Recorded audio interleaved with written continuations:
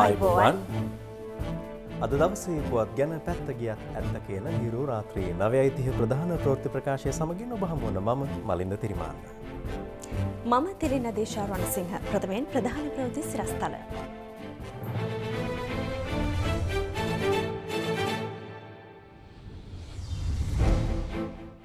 මාතෘ භූමියේ උපන් සියලු දෙනාට ඇත්තේ එක් සංස්කෘතියක් බව ජනපති කියයි. ඌව ඡන්දයෙන් පසු පක්ෂයේ තනතුරු වලට නව මුහුණු එජාප නායකගෙන් ප්‍රකාශයක්. තමිල් අරසු පක්ෂයේ නායකත්වයෙන් සම්බන්ධන් ඉවතට නව නායකත්වය මාවෙයි සේනාධිරාජාට. ප්‍රචණ්ඩ ක්‍රියා උත්සන්න වුවහොත් ඌවේ ඡන්දය කොටස් දෙකකට මැතිවරණ කොමසාරිස් කියයි. මාතෘ භූමියේ උපන් සියලු දෙනාට ඇත්තේ එකම සංස්කෘතියක් බව ජනාධිපති මහින්ද රාජපක්ෂ මහතා පවසනවා.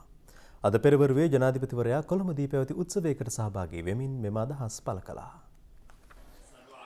ජනාධිපති මහින්ද රාජපක්ෂ මහතාගේ ප්‍රධානත්වයෙන් අද පෙරවරුවේ මෙම උත්සවය පැවැත්වුණා. අපිට ඕන ජාතික සමගිය මේ කොහේ හරි සිද්දෙන්නෙක් අතර ඇතිවන ගැටුමක් ජාතිවාදී ගැටුමක් කියලා කියන්න බෑ. ඉතින් ඒවා මහා ලුපුවට උලුප්පන පිරිසකුත් ඉන්නවා රටට. අපේ රට සංස්කෘතික බැඳීමක් තියෙන රටක්. රටක තුල තියෙන සංස්කෘතියට අපි සියලු දෙනා ගරු කරන්න ඕනේ. ඒ සංස්කෘතිය තුල අපි බැඳිලා ඉන්නේ. ඒ සංස්කෘතියට අපි ගරු කරනවා. බටහිර සංස්කෘතිය නෙවෙයි අපේ සංස්කෘතිය. මේ අපි ඔක්කොම ඉපදිලා තියෙන්නේ මේ රටේ. අපි ජීවත් වෙන්නේ මේ රටේ, මැරෙන්නේ මේ රටේ. අපි ඒකට ජීවත් වෙන්න ඕන. මේ එක්කෙනෙකුගත් මාතෘ භූමිය අරාබියවත්, ඉන්දියාවවත්, පාකිස්තානයවත් නෙවෙයි. ඔබේ මාතෘ භූමිය ලංකාව. මේ ලංකාව. ඒක නිසා අපි ඒකට අත්වැල් බැඳගෙන යන ගමන වඩා ශක්තියක් වෙයි කියලා මම විශ්වාස කරනවා. එක්සත් ජාතික පක්ෂයේ 68 වන සංවත්සර සමුළුව අද බදුල්ල පස්සරදී පැවැත්වුණා. එම පක්ෂයේ ජාතික නායක රනිල් වික්‍රමසිංහ මහතාගේ ප්‍රධානත්වයෙන්. ඉංග්‍රීසින්ගේ පාලනයට නතුව තිබූ ශ්‍රී ලංකාව නිදහස් කර ගැනීමේ සටනට උරදුන් ලංකා ජාතික සංගමයට දේශපාලන ව්‍යාපාරයක අවශ්‍යතාවය මතු වූ අතර එහි ප්‍රතිඵලයක් ලෙස එක්සත් ජාතික පක්ෂය බිහිවනවා. 1946 සැප්තැම්බර් මස 6 වෙනිදා එක්සත් ජාතික පක්ෂය බිහිවන්නේ මහාමාන්‍ය ඩී.ඒ. සේනානායක මහතාගේ නායකත්වයෙන්. සිය දේශපාලන ගමන් මඟ ආරම්භ කරමින් 1947 දී මෙරට ප්‍රථම පාර්ලිමේන්තුව වෙනුවෙන් පැවති ඡන්දය වැඩි මහජන මන්ත්‍රී ආසන සංඛ්‍යාවකින් ජයග්‍රහණය කිරීමට එක්සත් ජාතික පක්ෂය සමත් වුණා. සිය දේශපාලන ගමන් මගේ 68 වන සංවත්සරයේ එක්සත් ජාතික පක්ෂය මෙවර පස්සරදී සමරනවා. සංවත්සර සමුළුව වෙනුවෙන් සහභාගී වීමට එක්සත් ජාතික පක්ෂ පාක්ෂිකයන් මෙලෙස පෙළපාලියෙන් විවිධ ප්‍රදේශ ඔස්සේ පස්සර ප්‍රාදේශීය සභා ක්‍රීඩාංගණය වෙත පැමිණියා. එක්සත් ජාතික පක්ෂයේ 68 වන සංවත්සර සමුළුව මෙවර පැවැත්වෙන්නේ ඌව පළාත් සභා මැතිවරණයේ තීරණාත්මක අවස්ථාවක. පස්සර ප්‍රාදේශීය සභා ක්‍රීඩාංගණයේදී අතිවිශාල ජනතාවකගේ සහභාගීත්වයෙන් අද පස්සර 3ට එම සමුළුව ආරම්භ වුණා. එක්සත් ජාතික පක්ෂ සංවත්සර සමුළුව වෙනුවෙන් සහභාගී වීමට මෙවර එම පක්ෂයේ ඌව පළාත් ප්‍රධාන අමාත්‍ය අපේක්ෂක හරින් ප්‍රනාන්දු මහතා වේදිකාව වෙත කැඳවාගෙන එනු ලැබූ ආකාරයයි මේ.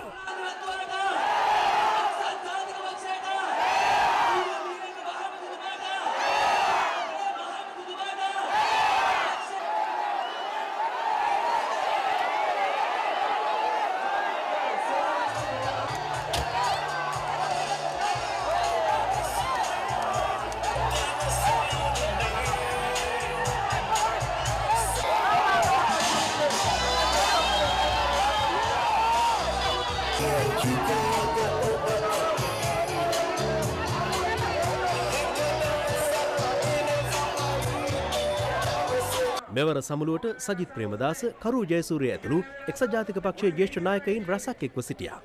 එක්සත් ජාතික පක්ෂ ජාතික නායක රනිල් වික්‍රමසිංහ මහතා සමුළුවට සහභාගී වූ ආකාරයයි මේ.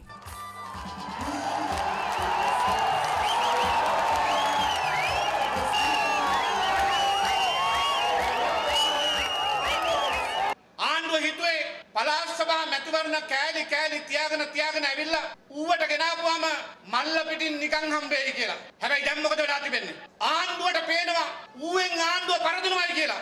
ඒ ජයග්‍රහණය 20 වෙනිදා අපිට දුන්නහම මම කියනවා අපි ඔක්කොම එකතු වෙලා ඒකට ගෞරවයක් හැටියට ආණ්ඩුව එක්සත් ජාතික පක්ෂයෙන් අරගෙන දෙන්න ලෑස්ති වෙනවයි කියලා මම තමුන්නාසට කියනවා. රනිල් වික්‍රමසිංහ මැතිතුමා එක්සත් ජාතික පක්ෂයේ නායකවරයා හැටියට මගෙනුත් ඉල්ලීමක් කරලා තිබෙනවා. තාත්තා ජේ.ආර්. ජයවර්ධන මැතිතුමත් එක්ක එකතු වුණා වගේම ඔයත් මාත් එක්ක එකහුව වෙන්න එතකොට අපිට එක්සත් ජාතික පක්ෂය දිනවන්න පුළුවන් කියලා ආදරණීය බදුල්ල දිස්ත්‍රික්කයේ ජනතාවනේ එදා ජේ.ආර්. ජයවර්ධන මැතිතුමාගේ ආරාධනාව රණසිංහ ප්‍රේමදාස මැතිතුමා පිළි අරගෙන එක්සත් ජාතික පක්ෂය දිනෙව්වා වගේම රනිල් වික්‍රමසිංහ මැතිතුමාගේ ආරාධනාවත් මම හදපත්ලෙන්ම බාර ගන්නවා කියන එක මේ අවස්ථාවේ ප්‍රකාශ කරනවා. අපේ රටේ අහිංසක එක්සත් ජාතික පාක්ෂිකයා බලාපොරොත්තු වෙච්ච ප්‍රාර්ථනා කරපු දේ අද ඉටු වෙලා තියෙනවා. මම කරපු කැපකිරීමට ප්‍රයෝජනයක් ලැබිලා තියෙනවා. මට විශාල අභියෝගයක් කරපු කණ්ඩායමක් හිටියා. පුළුවන් නම් රනිල්ලයි සජිත්යි එකම වේදිකාවට ගෙනෙන් කියලා. මෙන්න ආවා. මෙන්න ඉඳගෙන ඉන්නවා. කනගමනෝපුව සජිත් ප්‍රේමදාස මහත්තයාකට රනිල් වික්‍රමසිංහ මහත්තයත් එක්ක වේදිකාවේ නැග්ගොත් ඒ නිසා දායසිරි අන්ටිට කියන්න ඕනේ කන කපාගෙන බදුල්ලට එන්නට අනිත් රැස්වීම වලට එනකොට කියන එක ඔන්න දාවා එහෙනම් අපි දිනුම් දින එක මේ ඔස්සාදි මතක් කරන්න ඕනේ. අපි රාජපක්ෂ විරෝධී ඔක්කොම බලවේග එකතු කරගන්න ඕනේ. ඒගොල්ලෝ එකට එකතු වෙලා අපි මේ සටන ගෙනියන්න ඕනේ. ඒත් ඒ සටනේ ප්‍රධාන බලවේගය එක්සත් ජාතික පක්ෂය කියලා අමතක කරන්න එපා. අපි දැන් බලය ගන්න පුළුවන් විකල්ප කණ්ඩායමක් කියලා අපි පෙන්වන්න ඕනේ. විශේෂයෙන්ම අපෙන් පස්සේ බාර ගන්න දෙවනි කණ්ඩායමයි තුන්වෙනි කණ්ඩායමයි මේ ඉන්නවා කියලා පෙන්වන්න තියෙනවා. අපිට ඉන්නවා සජිත් ප්‍රේමදාස වගේ දුප්පත් මිනිස්සු එක්ක වැඩ කරපොත් නැහැ. විශේෂයෙන්ම මේ ඡන්දයෙන් පස්සේ මම අලුත් මූණු ගේනවා පක්ෂයට ඒ තනතුරු ගේනවා වල්කීම් අරගෙන දෙනවා ඒ ඔක්කොම මං සැප්තැම්බර් 20 වෙනුවෙන් පස්සේ කරනවා. සමහර තනතුරු මට පුරවන්න තියෙනවා නියෝජනායකකම වගේ අන්තිම තීරණයේ තියෙන කෘත්‍යාධිකාරී මණ්ඩලයට. ඒත් මට ඕනේ මේ ඔක්කොම එක්කේ ගමන යන්න. විශේෂයෙන්ම හරින් ෆර්නෑන්ඩෝ වගේ අපිට ඕනේ ඉදිරියට ගෙනියන්න. මන් ළඟින් වැඩ කරන්න වගකීම් බාර ගන්න. විශේෂයෙන් මට විජේදාස රාජපක්ෂ ඕනේ, දයා ගමගේ ඕනේ, සජිත් ප්‍රේමදාස ඕනේ. මගේ අත් දෙකට තව අටක් එකතු කරලා දෙන්න මේ ආණ්ඩුව හදන්න කියලා මම කියනවා. සජිත් ප්‍රේමදාස කාලයක් නියෝජ්‍ය නායකයෙක් හිටියා. ඉතින් ඒ තනතුර පුරවන අවස්ථාවේදී එතුමාට ප්‍රමුඛත්වයක් දෙන්න ඕනේ. ඒකයි මම යෝජනා කරන්න කියලා මම කියන්නේ. ඒත් මට ඕනේ එක තනතුරක් නැති කරන්න. අසීමිත බලතල තියෙන විධායක ජනාධිපතිකමයි ඒක මහින්ද රාජපක්ෂ. ඌව පළාතේ තත්ත්වය පාලනය කරගත නොහැකි වුවහොත් පළාත් සභා ඡන්ද විමසීම කොටස් දෙකකට පැවැත්වීමට සිදුවිය හැකි බව මැතිවරණ කොමසාරිස් මහින්ද දේශප්‍රිය මහතා පවසනවා. ඌව පළාතේ මැතිවරණයට අදාළව ලැබී ඇති පැමිණිලි විමර්ශනය කිරීම සඳහා මැතිවරණ කොමසාරිස්වරයා හෙට එම පළාතේ නිරීක්ෂණ චාරිකාවකටද එක්වීමට නියමිතයි.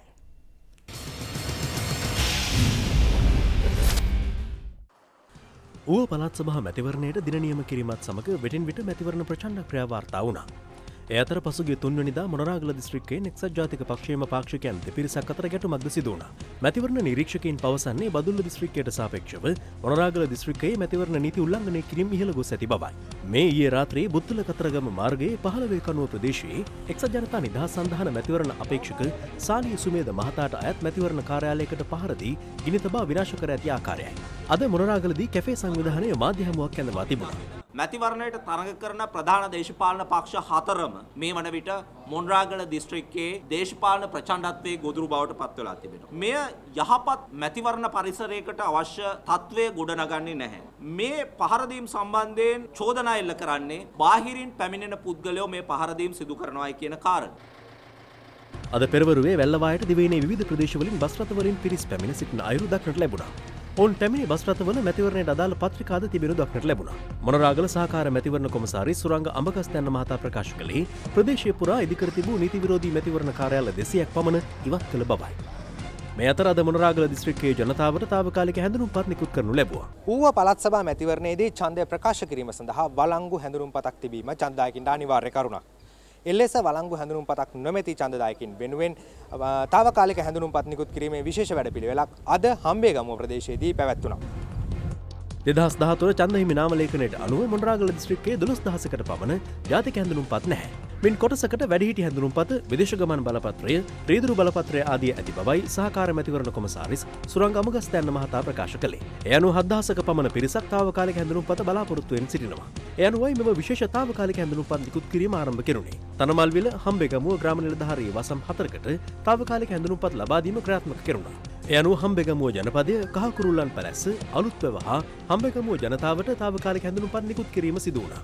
ඒ හම්බෙගමුව පුරාණ රජ මහ විහාරස්ථානයේදී හෙට දිනේද තනමල්විල බෝදාගම විහාරස්ථානයේදී මෙම තාවකාලික හැඳුනුම්පත් නිකුත් කිරීමේ ක්‍රියාවලිය සිදු කෙරෙනවා. මේ ඌවේ බලය දිනා ගැනීම සඳහා සටන් වෙදී සිටින ප්‍රධාන දේශපාලන පක්ෂ අපේක්ෂකයින් සිය මැතිවරණ වේදිකාවල දැක්වූ අදහස්.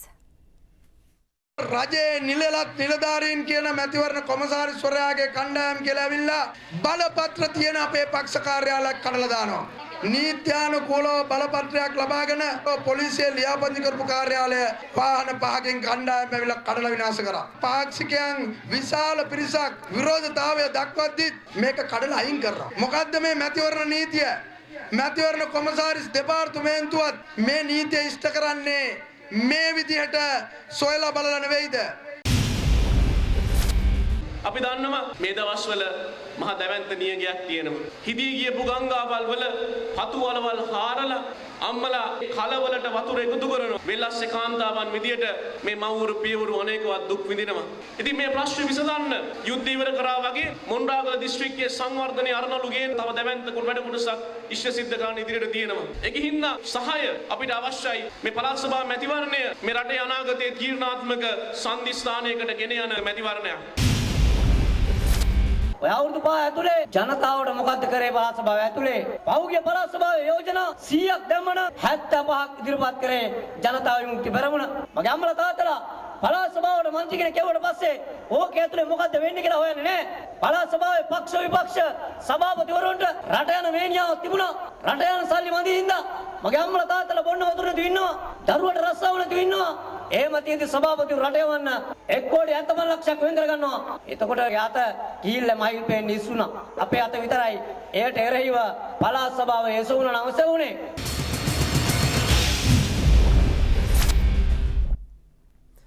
පාර්ලිමේන්තු මන්ත්‍රී ආර් සම්බන්ධන් මහතා නායකත්වයේ දරූ තමිල් අරසු පක්ෂයේ නව නායකත්වයට යාපන දිස්ත්‍රික් පාර්ලිමේන්තු මන්ත්‍රී මාවේ සේනාධිරාජා මහතා අද පත් කෙරුණා. ඒ වවුනියාවේදී පැවති එම පක්ෂයේ වාර්ෂික සම්මේලනයේදී දවසේ පුවත තමිල් අරසු පක්ෂයේ 15 වන වාර්ෂික සම්මේලනය ඊයේ ආරම්භ වුණේ වවුනියාව සංස්කෘතික ශාලාවේදී. එය දින 3ක් පුරා පැවැත්වෙන අතර ඊට යාපනය, මන්නාරම, මුලතිව්, කිලිනොච්චි සහ වවුනියාව ඇතුළු දිස්ත්‍රික්ක 9ක් නියෝජනය කරමින් පක්ෂ විධායක සභිකයින් සහ පාක්ෂිකයින් එක්ව සිටිනවා. ආර් සම්බන්ධන් මහතාගේ ප්‍රධානත්වයෙන් පැවැත්වෙන සම්මේලනයේ දෙවන දිනේ වූ අද දිනේදී පක්ෂයේ නායකත්වය ඇතුළු තනතුරු කිහිපයක් සංශෝධනය කෙරුණා. පාර්ලිමේන්තු මන්ත්‍රී මාවේ සේනාධිරාජා මහතා තමිල් අරසු පක්ෂයේ නායකත්වයට පත් කෙරුණේ ඒ අනුවයි. நாங்கள் எங்களுடைய மக்களை நாங்கள் ஐக்கியப்படுத்த வேண்டும். අපේ පක්ෂය ඉදිරියට කෙසේද ක්‍රියාත්මක විය යුත්තේ කියා අපි අද ප්‍රකාශයට පත් කළා. අපි අපේ ජනතාව එකතු කරගත යුතුයි. අපේ සංවිධානයේ සියලු පක්ෂ එකතු විය යුතුයි. ඒ වගේම උතුරු නැගෙනහිරින් පිට ඉන්න අපේ අරමුණු තේරුම් ගත්ත සියලුම දේශපාලන පක්ෂවලින් අපිට සහාය ලබා ගත යුතුයි. ඒකත් එක්කම ඉන්දියාව සහ ජාත්‍යන්තරය මේ රටේ ඇති වී තිබෙන තත්ත්වය පිළිබඳව විරෝධය පළ කරන්න අපි හා එක් විය යුතුයි. ඒකට අවශ්‍ය කරුණු අපි අපේ යෝජනාවලියට ඇතුළත් කර තිබෙනවා. ඒ කරුණු ඔබට ඉදිරියේදී දැනගන්න පුළුවන්. තමිල් අරසු පක්ෂයේ නායකත්වයට පත් වූ මාවේ සේනාධිරාජා මහතා 71 වන වියේ පසුවනවා. ඔහු දෙමළ එක්සත් විමුක්ති පෙරමුණ නියෝජනය කරමින් ජාතික ලයිස්තුවෙන් 1989 වසරේ සිට 1994 වසර දක්වා පාර්ලිමේන්තුව නියෝජනය කළ අතර අනතුරුව 2004 වසරේ සිට මේ දක්වා දෙමළ ජාතික සන්ධානය යටතේ පාර්ලිමේන්තුව නියෝජනය කරනවා. හිටපු නායක ආර් සම්බන්ධන් මහතා දේශපාලන මණ්ඩල කමිටු නායකයා ලෙස පත් කර ඇති අතර පක්ෂයේ ලේකම් ධුරය සඳහා නැගෙනහිර පළාත් සභා මන්ත්‍රී තුරේ රාජසිංහ මහතා පත් කර තිබෙනවා. දවසේ පුවත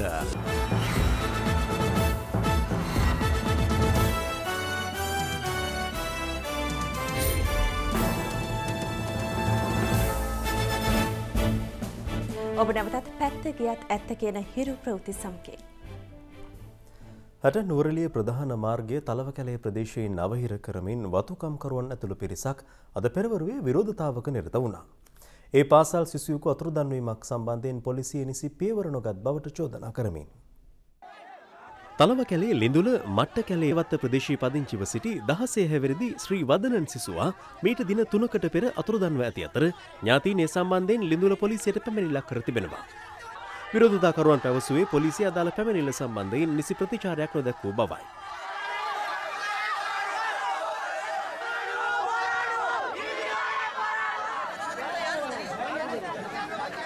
කෙසේ වෙතත් අතුරුදන් වූ සිසුවාගේ සිරුර අද පෙරවරුවේ කොත්මලේ ජලාශයේ තිබී සොයා ගැනුණා. මෙලෙස මිය ගොස් ඇත්තේ තලව කැලේ ශාන්ත පැට්‍රික් විදුහලේ ඉගෙනුමලත් මෙවර සාමාන්‍ය පෙළ විභාගය සඳහා පෙනී සිටීමට නියමිතව සිටි සිසුවෙක්. පැය 3කට අධික කාලයක් පැවති මෙම විරෝධතාව හේතුවෙන් නෝරලිය හැටන් ප්‍රධාන මාර්ගයේ ගමනාගමනයේද සම්පූර්ණයෙන් නැන හිටියා.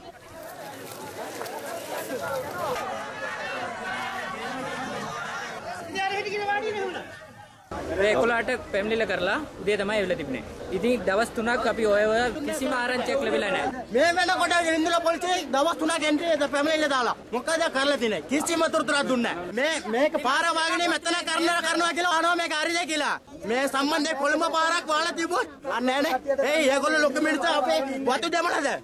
සිසුවාගේ මරණය සම්බන්ධයෙන් මහේස්ත්‍රාත් පරීක්ෂණයේ නුවරඑළිය වැඩබලන මහේස්ත්‍රාත් නලින් තිලකා හේරත් මහත්මිය සිදු කළ අතර පශ්චාත් මරණ පරීක්ෂණය සඳහා සිරුර නුවරඑළිය රෝහල වෙත රැගෙන යාමෙන් පසු විරෝධතාකරුවන් විසිර ගියා. රථවාහන පොලිසිය මහමගදී කටයුතු කරන අන්තිම පිළිබඳව ඇතැම් රියදුරන්ගෙන් විවිධ විවේචන එල්ලවනවා. රථවාහන පොලිසියේ නිලධාරියෙකුට මහමගදී ඇති බලතල මොනවාද? එවැනි නිලධාරියෙකුගෙන් වරදක් සිදුවන බවට හැඟී ගියහොත් රියදුරකට ගත හැකි ක්‍රියාමාර්ග මොනවාද? ඒ පිළිබඳව අප සොයාබැලීමක් සිදු කළා. රථවාහන පොලිසිය යනු මාර්ග සංඥා, රථවාහන දහවනය, බේමත් රියදුරන් හඳුනා ගැනීම ආදී කරුණු ගණනාවක් සම්බන්ධයෙන් විශේෂ පුහුණුවක් ලද පිරිසක්. එවන් පොලිස් නිලධාරියෙකු හැර සාමාන්‍ය පොලිස් නිලධාරියෙකුට රියදුරෙකු මහමගදී නතර කිරීමට බලතල තිබෙනවාද? ඕනෑම පොලිස් නිලධාරියෙකුට රථවාහන වරදක් සම්බන්ධයෙන් රියදුරු බලපත්‍රය, හැඳුනුම්පත, රක්ෂණ සහතිකය, ආදායම් බලපත්‍රය මේ සියල්ලක්ම පරීක්ෂා කිරීමේ හැකියාවක් තියෙනවා. මහමගදී රැයක් නතර කිරීමට අවම වශයෙන් පොලිස් නිලධාරීන් දෙදෙනෙකු හෝ සිටිය යුතු බවට අදහස් පළවනවා. එහි සත්‍යතාවක් ඇද්ද? තනි පොලිස් නිලධාරියෙකුටත් රථවාහන නඩුවක් ලබා ගැනීමේ නීතිමය බාධාවක් නැහැ. නමුත් ඒ නඩුව යම් ආකාරයකින් ඔප්පු කිරීමේදී අධිකරණය එක සාක්ෂියක් කුමන ආකාරයට විශ්වාස කරයිද කියන කාරණේ පිළිබඳ ප්‍රශ්නයක් තියෙනවා. පොලිස් නිලධාරීන් මාර්ගය අසල සැඟව සිට හදිසියේම මාර්ගයට පැන රේදුරන් කරන වැරදි හසු කර ගැනීමට උත්සාහ දරනවා. හැංගිලා හිටියත් පේන්න හිටියත් අපි කරන්නේ වරදක් කිරීම සම්බන්ධ නඩුවක් ලබා ගැනීම. අපි පේන්න හිටියොත් එම ස්ථානවලදී විතරක් රියදුරන් හිමින් ගමන් කරයි. අනිත් ස්ථානවල මාර්ග නීති උල්ලංඝනය කරයි. කෙසේ වෙතත් මෙලෙස පොලිසිය සැඟව සිටීම පිළිගත නොහැකි බව විද්වතුන් පවසනවා. සමහරලාට රාත්‍රී කාලේ සමහරලාට පේන්නේ අනුතුරක් වෙන්න පුළුවන් එම පොලිස් නිලධාරියාටත් රියදුරු මහතාටත් පාර යන තවත් වාහනවලටත් ඒ පනින විදියට. කෙනෙකුට තමන්ට විරුද්ධව තියෙන වරද මොකක්ද? ඒ වරද නවත්තා ගන්නට කාලයක් සහ අවස්ථාවක් දෙන්න ඕනේ. වෙන රටවල් වල අපේ තියෙන කැමරා පද්ධතියක්. ඒ කැමරාවට යාර ගානකට මීටර් ගානකට ඉස්සෙල්ලා කියලා තියෙනවා ඉස්සරහා තියෙනවා ට්‍රැෆික් කැමරාවක්. ට්‍රැෆික් නීතිය කැඩුවොතින් පින්තූරයක් ගන්නවා. අධික වේගයෙන් රියදහවනය කරන අවස්ථාවලදී පොලිසිය දඩකුල නිකුත් කිරීමක් සිදු කරනවා. එසේ කිරීමට මෙරට නීතියෙන් ඉඩකඩක් තිබෙනවාද? ඔය අතවර්ෂයෙන්ම දැනට ලංකාවේ තියෙන නීතිය අනුව ස්පීඩින් එහෙම නැත්නම් වේගයෙන් රියපැදවීම පිළිබඳව නඩු ලබා ගැනීමේ හැකියාවක් නැහැ. මාර්ග සංවර්ධන අධිකාරිය සෑම මාර්ගයකම මේ පුවරු සවි කරන කල් වේග සීමා පුවරු. නමුත් යම් කිසි කෙනෙක් අධික වේගයෙන් රිය පදවනවා නම් වෙට්ටු දානවා නම් ඉරි කපමින් ගමන් කරනවා නම් ඔවුන්ව අපරීක්ෂාකාරී රියදාවනය සම්බන්ධයෙන් ක්‍රියා කිරීමේ හැකියාවක් පොලිසියට තියෙනවා. ඒ සඳහා වේග මාපක අවශ්‍ය වන්නේ නැහැ. මහමගදී පොලිස් නිලධාරියෙකු වරදක් සිදුවන අන්දමට ක්‍රියා කරන බවට හැඟී ගියහොත් රියදුරෙකු විසින් සිදු කළ යුත්තේ කුමක්ද? අපේ පොලිස්පති උපකාරක මැදිරියට පැමිණිලි කරන්න පුළුවන්. ඒ වගේම ප්‍රදේශීය සහකාර පොලිස් අධිකාරියට නියෝජ්‍ය පොලිස්පතිට පළාත භාර ජ්‍යෙෂ්ඨ නියෝජ්‍ය පොලිස්පතිට පැමිණිලි කිරීමේ හැකියාවක් තිබෙනවා. හිරු සියයේ හරහා පසුගිය දින දෙක පුරා අප හෙළි කළේ කිරි දරුවන්ට මව් සෙනෙහස අහිමි කරමින් ගෘහ සේවිකාවන් ලෙස මවුරුන් විදේශගත කිරීමේ මහා පරිමාණ ජාවාරම පිළිබඳවයි. මව් කිරි වේලීමට එන්නත් පවා ලබා දෙමින් කිරි දරුවන්ට මවුරුන් අහිමි කිරීමේ එම ජාවාරමේ තවත් පැතිකඩක් මේ.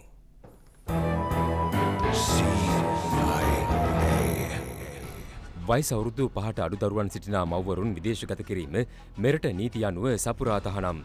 එහෙත් දිවා කාලයේ මෙන්ම රාත්‍රී කාලයේද ගම් නියංගම් සැරිසරමින් විදේශ රැකියා නියෝජිත ආයතනවලට සම්බන්ධ තැරවකරුවන් කිරි දරුවන් සිටිනා මව්වරුන් සොයා ඇවිදින අයුරු ඊයේ හිරු CIA හරහා අප හෙළි කළා. එහිදී සොයා ගන්නා බිලිඳුන් සිටිනා මව්වරුන්ට විදේශ රැකියා සිහින පෙන්වන තැරවකරුවන් උපක්‍රමශීලීව එම මව්වරුන්ගේ හිත් දිනා ගනිමින් විදේශගත කිරීමට අවශ්‍ය සියලුම ලියකියවිලිද ව්‍යාජව සකස් කරනවා. මාවනැල්ල ප්‍රදේශයේ විදේශ රැකියා ඒජන්සියක තැරවකරුවෙකු එම කටයුතු සිදු කරන ආකාරය විස්තර කරද්දී හිරු CIA කණ්ඩායම රහසිගතව එය මෙලෙස පටිගත කළා. ග්‍රාම සේවක සහතිකම නැද්ද? ඒක මං ගන්න. ඔයාලට ගන්න බෑ මං ගන්න. අඩු තියෙන ඔය ආවිලා බලන්න ඔෆිසින්. අපි මම ඔයාලට කියන්න ඕනේ ඒ ආවම තමයි ඔයාලට තේරෙන්නේ. මාවනැල්ලේ. මේ යප්පවල එහෙ තියෙනවා. ඒ තියෙනවා. ඒ කියන්නේ එප්පවල සීල්. ඒකට තමයි මේවා යන්නේ. කිරිදෙන මව්වරුන් විදේශගත කිරීමේදී මව්කිරි වියලීමට එන්නත් ලබා දෙන ආකාරය ඔහු හෙළි කළේ මේ ආකාරයෙන්. කොහොමද කිරි ටික වේල්ල ගන්න පුළුවන් නේ? දවස් 3ක් යනවා මම වලම. ඉන්ජෙක්ෂන් එකට 600 යන්නේ නේ? 600. දැන් ඕගොල්ලෝ කරන්නේ කොළඹ ඉන්නේ? ඔව්. මානවල තියෙනවා අපි ඔෆිස් ගාව තියෙනවා. කිරි ගල් වෙනවා නම් මම කතන්දරමුකෝ. නෑනේ නේ. දවස් 3ක්. වේලම ඔන්නකට වේලෙනවා. මව්කිරි වියලීම සඳහා ගතවන දවස් 3ට නවාතැන් පහසුකම් ලබා දීමටද මෙම තැරැව්කරුවන් විවිධ ස්ථාන සූදානම් කර තිබෙනවා.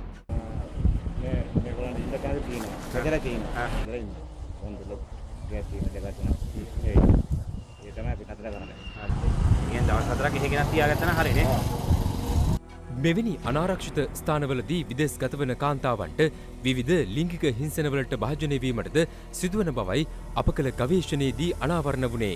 මේ වන විටත් මෙරට දහස් ගණනක් කිරිමව්වරුන් දරුවන්ගෙන් වෙන් කර ගෘහ සේවිකාවන් ලෙස මෙරටින් පිට කර අවසන්. නීති පොතේ කොතරම් ප්‍රතිපාදන තිබුණද එහි හිඩැස් අතරින් රිංගා යන මෙවැනි ජාවාරම්කරුවන් දෙස බලධාරීන් දෑස් විවර කොට බැලිය යුතු කාලය එළඹ තිබේ. එය එසේ නොවුනහොත් මෙලෙස මව් සෙනෙහස ලැබිය යුතු අසරණ දුගී කුඩා දරුවන්ට හෙට දිනයේදීත් මෙම ඉරණම අත්වනු නොඅනුමානයි.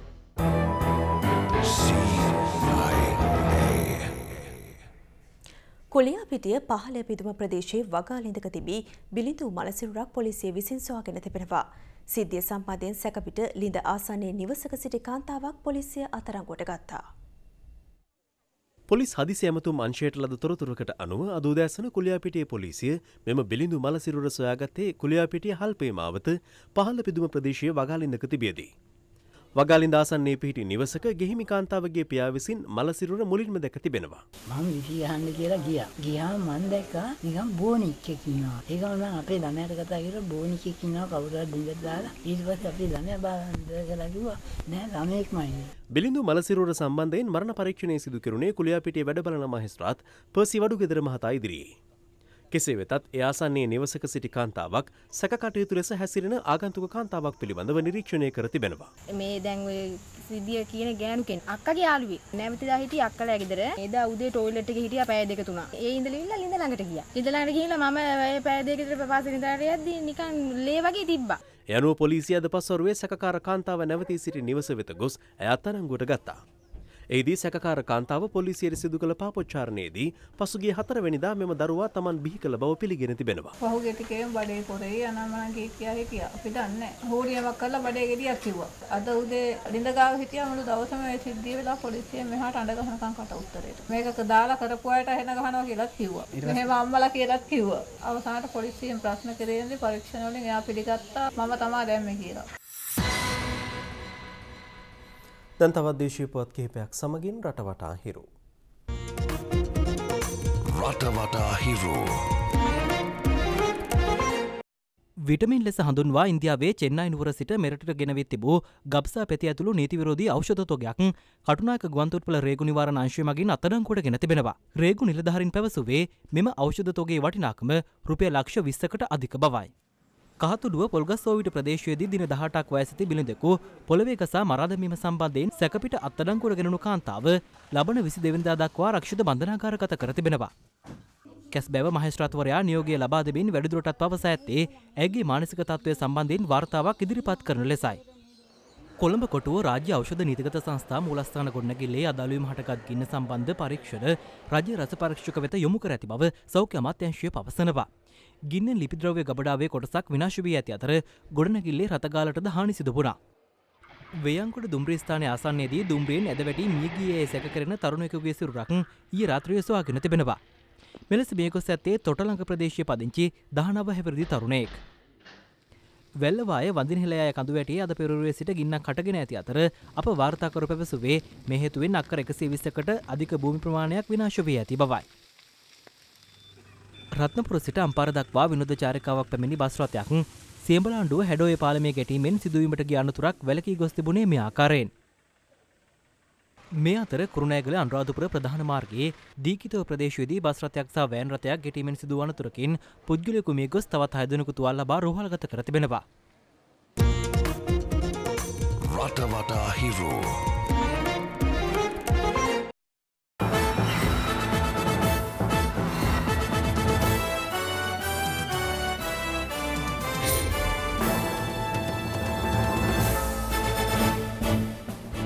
යුක්‍රේන අර්බුදය මුල් කර ගනිමින් යුරෝපා සංගමය නව සම්පාදක පැන වූහොත් ඊට දැඩි ප්‍රතිචාර දක්වන බව රුසියාව අනතුරු අඟවනවා. නිවේදනයක් නිකුත් කරමින් රුසියානු විදේශ අමාත්‍ය සර්ගී රැව්ලොව් පෙන්වා දෙන්නේ යුරෝපා සංගමේ ක්‍රියාකලාපය Taman අනුමත නොකරන බවයි. ඒ පිළිබඳව සහ තවත් පුවත් සමගින් දැන් ලොව වටා හිරු. ලොව වටා හිරු යුක්‍රේන බෙදුම්වාදීන්ට රුසියාව සහය දක්වන බවට චෝදනා කරමින් යුරෝපා සංගමය එරට පුද්ගලයන් 24 දිනකට එරෙහිව අලුතින් සම්බාධක පැනවීමට තීරණය කර තිබෙනවා. කෙසේ වෙතත් එම සංගමය පෙන්වා දෙන්නේ යුක්‍රේනය සම්බන්ධ රුසියානු මැදිහත් වීම නතර කරන්නේ නම් සම්බාධක පැනවීමේ තීරණය ක්‍රියාත්මක නොකරන බවයි. රුසියාවට පක්ෂ බෙදුම්වාදීන් සහ බටහිරවාදී ප්‍රතිපත්තියක් අනුගමනය කරන යුක්‍රේන රජය මේ වන විට සටන් විරාමයකටද අවතීර්ණ වී සිටිනවා. මේ අතර විදේශ මාධ්‍ය වාර්තා කළේ ආක්ටික් සාගරයේ සිය යුද ශක්තිය ඉහළ දැමීම සඳහා රුසියාව යුද නෞකා සහ සබ්මැරින් කිහිපයක් පිටත් කිරීමට පියවරගෙන ඇති බවයි. ඉන්දියාවට සහ පාකිස්තානයට බලපා ඇති අධික වැසි සහිත කාලගුණයත් සමග හටගත් ජල ගැලීම් හේතුවෙන් මියගිය පිරිස 200 දක්වා ඉහළ ගොස් තිබෙනවා. ඉන් වැඩිම බලපෑමක් සිදුව ඇත්තේ ඉන්දු පාකිස්තාන දේශ සීමාව ආසන්නයේ පිහිටි ජම්මු කාශ්මීර් ප්‍රදේශයටයි. මියගිය බහුතරයේ නායාම් සහ සැඩපහරට හසු වූ පුද්ගලයන්. ආජන්ටිනාවේ මෝටර් රථ නිෂ්පාදන කර්මාන්ත සේවකයන් පිරිසකගේ විරෝධතාවයක් මැඩ පැවැත්වීමට පැමිණි පොලිස් නිලධාරියෙකු විරෝධතාකරුවෙකුගේ රථයක හිතාමතා ගැටෙන අයුරු දැක්වෙන වීඩියෝවක් විදේශ මාධ්‍ය වාර්තා කළා.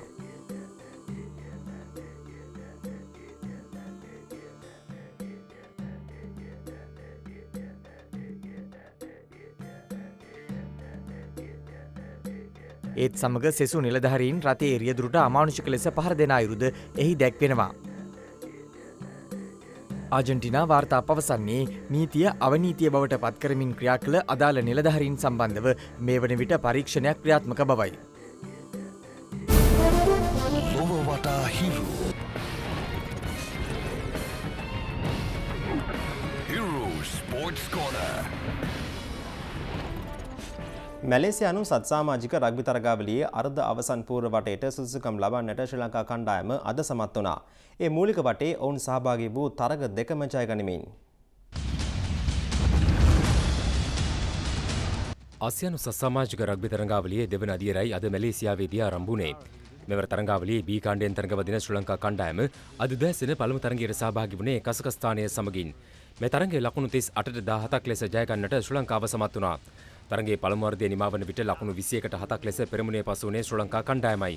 ගෝල දිනුම් 4ක් සහ උත්සාහ දිනුම් 2ක් මගින් ශ්‍රී ලංකා ක්‍රීඩකින් සිය ලකුණු 38 රැස් කළා. දෙවන තරගයේදී ශ්‍රී ලංකා කණ්ඩායමේ ප්‍රතිවාදීන් වුණේ චීන කණ්ඩායමයි. එම තරගයත් ලකුණු 22ට 33ක් ලෙස ජය ගන්නට ශ්‍රී ලංකා ක්‍රීඩකින් සමත් වුණා. පළමු වර්ධය නිමවන විට ශ්‍රී ලංකාව පෙරමුණේ පසු වුණේ ලකුණු 21ට 17ක් ලෙස. ගෝල දිනුම් 4ක් සහ උත්සාහ දිනුමක් මගින් ඔවුන් සිය ලකුණු 33 රැස් කළා. මැලේසියානු සමාජික රග්බි තරගාවලියේ අර දවසන් පූර්ව වටේ තරඟ හෙට පැවැත්වෙනවා. එහිදී ශ්‍රී ලංකා කණ්ඩායම තරඟ වදින්නේ මැලේසියාව සමගින්.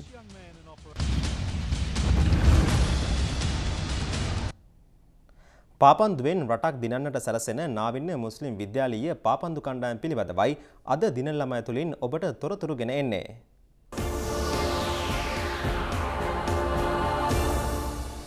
ගාල්ල නගරයට නුදුරින් පිහිටි නාවින්න මුස්ලිම් විද්‍යාලය පහසුකම් මතින් ඉතා පහළ මට්ටමක පවතින පාසලක්. මෙහි ඉගෙනුම ලබන්නේ සිසු සිසුවියන් 325 දෙනෙක් පමණයි. මීට වසර 3කට පෙර මේ පාසලේ පාපන්දු ක්‍රීඩාව ආරම්භ කළේ 10 වන ශ්‍රේණියේ ඉගෙනුම ලැබූ සිසුන් 18 දෙනා අතරින් 15 දෙනෙක් කණ්ඩායමට එක් කරගනිමින්. එවක් පටන් දැඩි දුෂ්කරතා මැද්දේ ඔවුන් පුහුණු වීම සඳහා කැප වුණා. කෙසේ වෙතත් දහසකුත් එකක් කම්කටොළු මැදගත් උත්සාහයේ ප්‍රතිඵල ලබන්නට මේ ක්‍රීඩකීන්ට වැඩි කාලයක් ගත වුණේ නැහැ. ගාල්ල කලාපයේ පාපන්දු ශූරතා අනුශූරතා ඇතුළු දකුණු පළාතේ ශූරතාවයන් විශාල ප්‍රමාණයක් අපි අත් කරගෙන තියෙනවා. දැන් අපේ එකම බලාපොරොත්තු වෙලා තියෙන්නේ සමස්ත ලංකා මට්ටමේ ශූරතාවයක් දිනා ගැනීම. මේ බලාපොරොත්තුව යථාර්ථයක් කර ගැනීමේ කඩීමට ළඟා වී සිටින නාවින්න මුස්ලිම් විද්‍යාලයේ ක්‍රීඩකීන් මෙවර සමස්ත ලංකා පාසල් 17න් පහළ පාපන්දු තරඟාවලියේ අවසන් වටයට සුදුසුකම් ලබා ගත්තා. ඒ දකුණු පළාත් තරඟාවලියේ ශූරතාව දිනා ගනිමින්. නමුත් මෙරට සුපිරි පාසල් සමග තරඟ වැදීම සඳහා අවශ්‍ය මූලික පහසුකම් පවා ඔවුන් සතුව නැහැ. අපේ ළමයින්ට හොඳ ජර්සියක් නැහැ. ඒ වගේ බූට්ස් පිට කටින් අරින්න අපි සෙල්ලම් කරේ. ප්‍රැක්ටිස් කරනත් අපිට බෝල්ස් තිබුණේ 2-3ක් විතර තමයි. ක්‍රීඩකින්ගේ ගැටලු බලධාරීන්ට පැවසීම බීරි අලින්ට වීණා වැයීමක් බව මොවුන්ගේ අත්දැකීම් වලින් නැවත නැවතත් තහවුරු වනවා. අඩුපාඩුකම් නියමිත පුද්ගලයන්ට දැන දුන්නත් ඒගොල්ලොන්ගෙන් තියෙන උත්තරේ ප්‍රතිපාදන නැහැ මුදල් නැහැ කියන එකම පිළිතුර තමයි. කෙසේ වෙතත් හෙට දවසේ රටම දිනන්නට ඔවුන්ට ඇති බලාපොරොත්තු ඉතා ඉහළයි. ෆුට්බෝල් සම්බන්ධයෙන් අපිට පහසුකම් ලැබෙනවා නම් ගාල්ලටත් නෙවෙයි දකුණු පළාතටත් කීර්තියක් ලබා ගන්න පුළුවන්. ජයග්‍රහණ අපිට ලබා ගන්න පුළුවන්. කාර්යාල තුල සිරවී සිටින පාපන්දු බලධාරීන් තරඟ ජය ගන්නට නොයෙක් සැලසුම් සකස් කරනවා. නමුත් තම හැකියාවන් ක්‍රියාවෙන්ම ඔප්පු කර පෙන්වූ මෙවන් දක්ෂයින්ගේ දස්කම් දියුණු කිරීමට සුළුවෙන් හෝ ඔවුන් දායක නොවීම කනගාටුවට කරුණක්. මෙවන් තත්ත්වයකදී තමයි 2020 සාෆ් තරඟාවලියේදී පාපන්දු ශූරතාවය දිනා ගැනීම සඳහා අපගේ මුල් පුටුවල සිටින නිලධාරීන් සැලසුම් සකස් කරගෙන යනවා. නමුත් මේ වගේ දක්ෂ ක්‍රීඩකයන් මේ වගේ කොන් වෙනකොට කොහොමද අපි මේ ඉස්සරහට යන්නේ?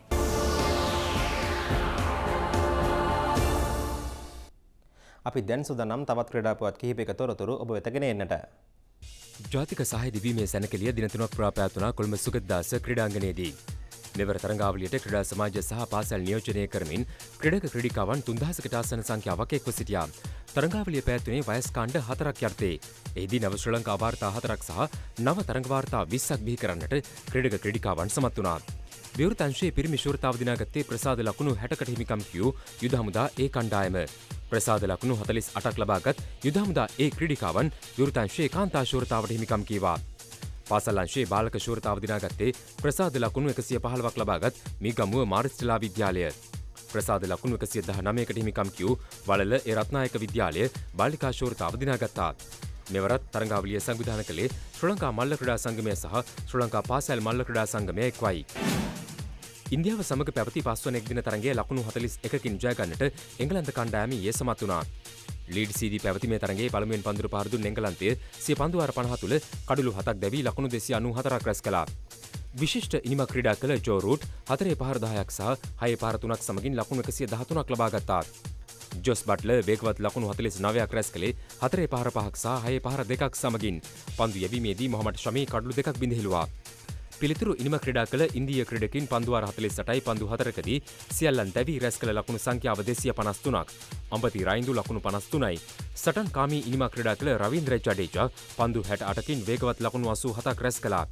පන්දු යැවීමේදී බෙන් ස්ටොක්ස් කඩලු 3ක් බිඳහෙළුවා. මේ තරඟයේ වීරයා ලෙසින් සම්මාන දිනාගත්තේ ජෝ රූට්. දෙරට අතර තරඟ 5කින් සමාන්විත එක්දින තරඟාවලිය තරඟ 3ට 1ක් ලෙස ජය ගන්නට ඉන්දියාව සමත් වුණා. ඉන්දියාව එංගලන්තයේදී එක්දින තරඟාවලියක් ජයගත්තේ වසර 24කට පසුවයි. ඩයිමන්ඩ් ලීග් මල්ල ක්‍රීඩා තරඟාවලියේ අවසන් අදියර මේ දිනවල බ්‍රසල්ස් සීදී පැවැත්වෙනවා. ඊයේ දිනේදී මීටර 100 සහ මීටර 200 ඉසව්වන් ජය ගන්නට ඇමරිකාවේ ජස්ටින් ගැට්ලින් සමත් වුණා. මීටර 100 ඉසව්ව ඔහු ජයගත්තේ එම ඉසව්වේ මේ වසරේ වේගවත්ම තරඟ නිමි කාලය තම නම ඉදිරියේ සටහන් කර ගනිමින් ඔහුට තරඟය අවසන් කරන්නට තත්පර 9.77ක කාලයක් ගත වුණා. කලකට පසු ජාත්‍යන්තර දහවන පතයට පිවිසි ජමේකාවේ අසාෆා පවෙල් තුන්වැනි ලෙස තරඟය අවසන් කළේ තත්පර 9.95ක කාලයක් ගත කරමින්. මීටර 200 ඉසව්ව අවසන් කරන්නට ගැට්ලින් ගත කළ කාලය තත්පර 19.71ක්. කාන්තා යගුලිය දැමීමේ සව්ව ජයගත්තේ එම ඉසව්වේ වත්මන් ලෝකශූරිය වන නවසිලන්තයේ වැලරි ඇඩම්ස්. ඇය එහිදී දැක්වූ දක්ෂතාව මීටර 26.59ක්. මීටර 200 කාන්තා ඉසව්වේදී මේ වසරේ හොඳම කාලය වාර්තා කළ ඇමරිකාවේ ඇලිසන් ෆෙලික්ස් එම ඉසව්ව පහසුවෙන් ජයගත්තා. ඇය ඉසව් අවසන් කළේ තත්පර 22.02ක කාලයක් ගත කරමින්.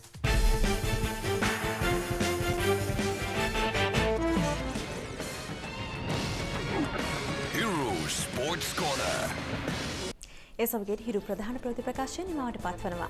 පැත්තක් නැතුව ඇත්ත දැනගැනීම ඇති තවදුරටත් තහවුරු කරගන්නට ඔබගේ ජංගම දුරකථන ජාලය අනුව තිරේ දිසන පරිදි හිරු ප්‍රවෘත්ති SMS සේවාව සක්‍රිය කරගන්න. හෙටත් හැමෝම රාත්‍රී 7ට. සුබ රාත්‍රියක්.